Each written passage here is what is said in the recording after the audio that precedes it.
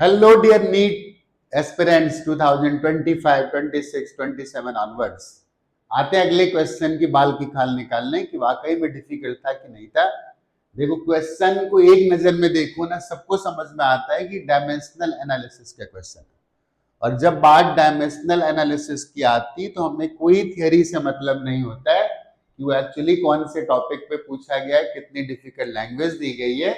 ये बात तो समझ में आती है कि हमको इसकी लैंग्वेज पे नहीं जाना है, हमें केवल जाना है कौन कौन सी क्वांटिटीज गिवन है। उसे ड्रामा करने की कोशिश करिए। Balloon is made of material of surface tension S, its inflation outlet from where gas filled has a small area A is filled with a gas density rho takes spherical shape of radius r. When the gas is allowed to flow freely out of it, the radius r changes from capital R to 0 in time t. The speed Vr of the gas coming out of the balloon depends on r to the power a. T is proportional to this. तो बात जब dimensional analysis की आ ही चुकी है ना, तो क्या ही सोचना है, ठीक है ना, सीधे यहां से स्टार्ट करना है, ठीक है ना। थोड़ा दिमाग भी चलते रहना चाहिए।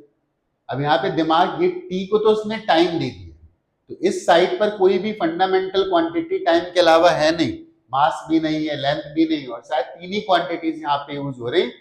तो mass is 0, length is 0, time केवल 1 आ रहा है। तो हम टाइम वाला पहले सॉल्व कर लें, शायद इजी रहेगा। अगर जरूरत पड़ेगी तो बाद में सॉल्व करेंगे।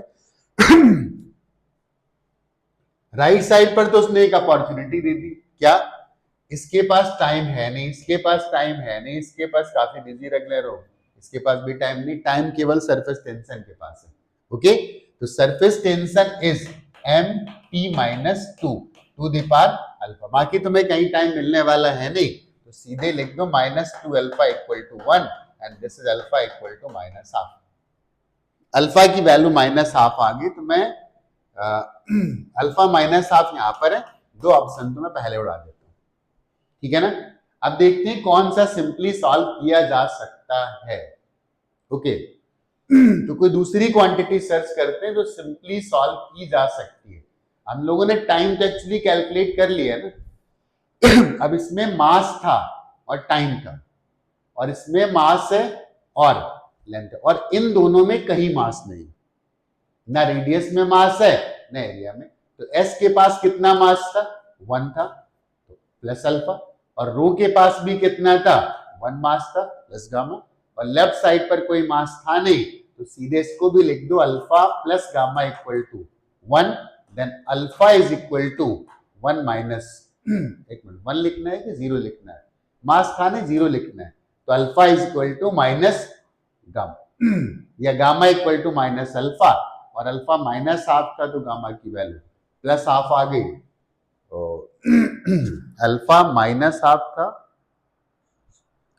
गामा की वैल्यू +12 आ गई, तो फिर डी ऑप्शन करेक्ट हो जाएगा, और ज्यादा कुछ करने की जरूरत नहीं। जब मैं क्लास में डिस्कस करता हूं तो ऐसे बोलता हूं, एक एक फंडामेंटल क्वांटिटी पकड़ो, वहां से चीजें इजी होती चली जाती है, ठीक है ना। तो कैसी कैटेगरी में रखेंगे, अब भैया डायमेंशन भी ना पूछ पाए तो बेकार है, ठीक है ना। क्वेश्चन करने का टाइम ज्यादा से ज्यादा 40 सेकेंड, थोड़ा बहुत पढ़ने का ऐड कर लें 1 मिनट हो जाएगा, बट तब भी 1 घंटे में 45 करने होते हैं ना। ऐसा तो नहीं बोल सकते this question can't be solve.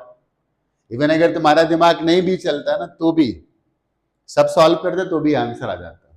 जो गधों की तरह सॉल्व कर दे ना, सब इक्वेशन लिखेंगे, करेंगे, वो करेंगे, उनका भी आंसर आ जाता है। ऐसा नहीं कि नहीं आता, इस श्योर शॉर्ट क्वेश्चन में था कि कोई भी इस क्वेश्चन का आंसर निकाल सकता है।